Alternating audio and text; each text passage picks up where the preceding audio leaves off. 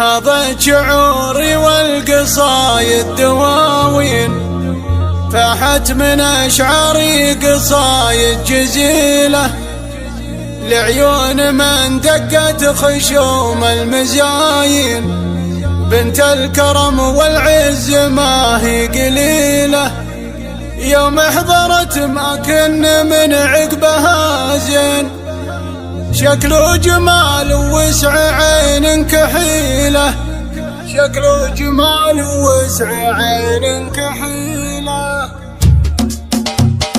حاضت شعوري والقصايد دواوين، فاحت من أشعاري قصايد جزيلة لعيون من دقت خشوم المزاين. بنت الكرم والعز ما هي قليلة، يوم حضرت ما كنا من عقبها زين. شكل وجمال ووسع عين كحيلة، شكل وجمال ووسع عين كحيلة. تحصن أيام الراعي العين، تغار منك كل مهرها صيلة. مهرة صغيرة ما دخلت سن 20، من زينك الطاغي تمشي ثقيلة. من خصرها الناحل عليها معادين، والخد براق يشعب مخيلة، والخد براق يشعب مخيلة. غمازتين تحفر الوجه بالزين، الياحة كتلة السوالف طويلة. من الأدروق مرجحين الموازين، أهل المواقف والفعول المهيلة. وبوكله في كل مجلس عناوين، راعى المكارم والعلوم الفضيلة، راعى المكارم والفعول الفضيلة. وامك لها باخلاقها عفه ودين، سبحان خالقها بنفس الفصيلة. قولوا بنات عقاب وقال نعمين، الزين فيهن ما لقينا مثيله.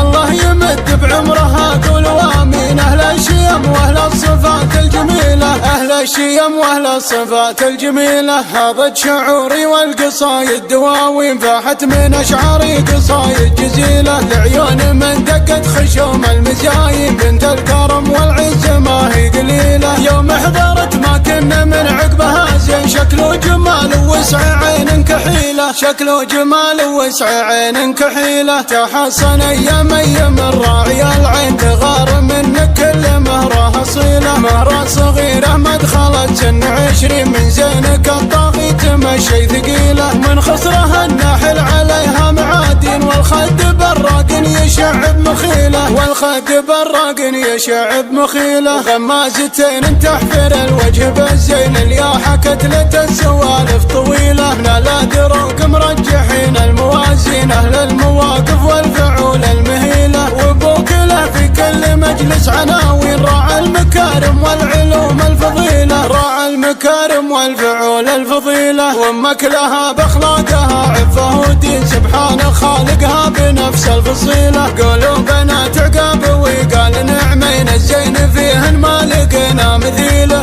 الله يمد بعمرها قولوا امين، اهل الشيم واهل الصفات الجميلة، اهل الشيم واهل الصفات الجميلة، اهل الشيم واهل